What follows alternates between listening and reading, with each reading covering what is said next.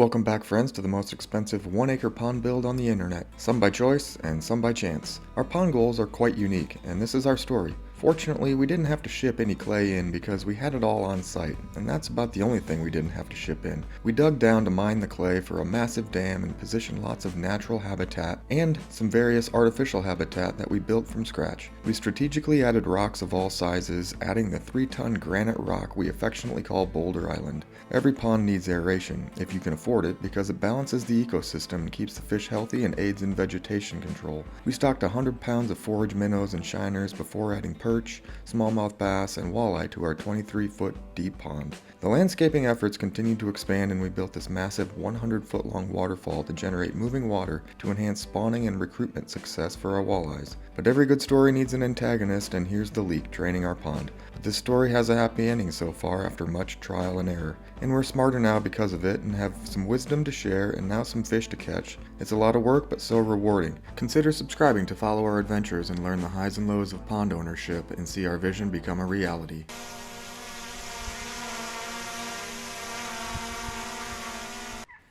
Now that Thanksgiving's come and gone, the turkeys are back out. The weather's been so warm, we barely have any ice and there's no snow. In lieu of any exciting news, I thought I'd at least give you a little bit of what's going on here at the pond.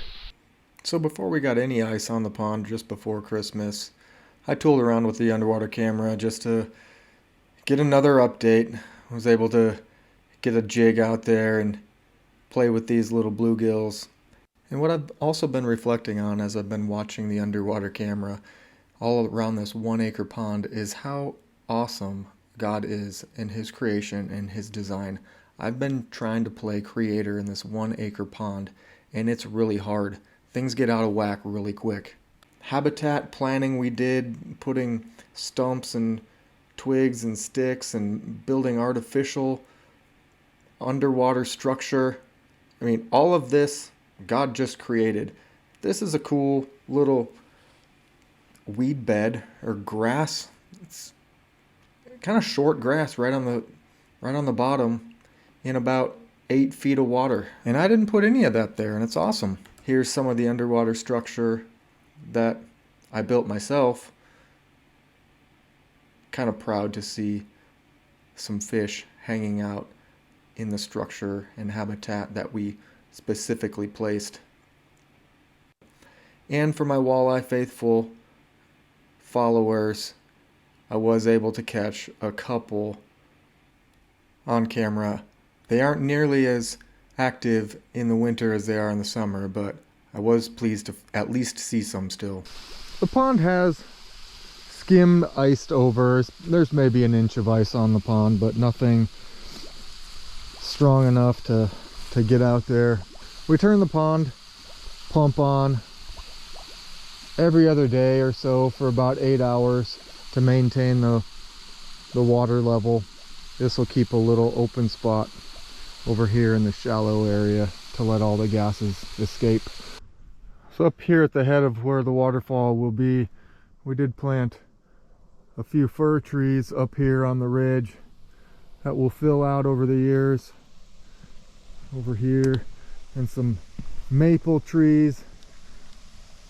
We left the dock in this year. I'm not sure if that's a good idea or a bad idea.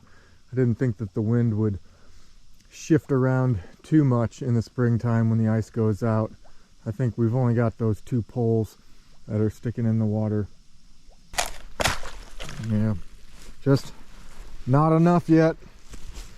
As soon as this freezes solid and we get a little bit of snow, my son's excited to use his new downhill skis skiing down the backyard. You'll see up on the far ridge all of the grass seed with straw matting over top of it, hopefully to get some vegetation established on that hill. It'll actually be a usable hill. That's been our access with all the machinery and the roads, and just kind of been our dump pile. But now that we're reaching this phase of the project, we'll get some park-like grasses.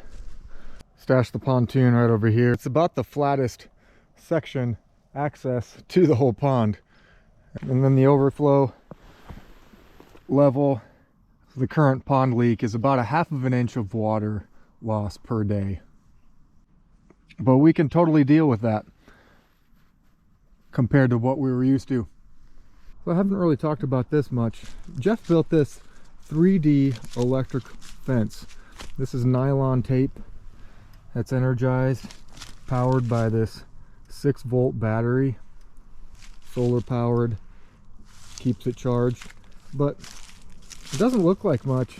You would think that deer would just walk right under and step right over, but apparently deer have very bad depth perception, and that's why they run into your car as you're driving away from them. But as you see from the different perspective, it's just three nylon tapes set a couple feet apart, but when the deer approach it from this direction, they don't see the distance between the two layers of fence posts. And so we haven't had any snow yet really this year, but when there's snow cover on the ground and there's nothing green for the deer to eat on, these pine needles look pretty good. And so to preserve these, I stuck this electric fence all the way around. Happy New Year! 2024 is going to bring some new angles and new perspectives of the pond and all of our other adventures. God bless.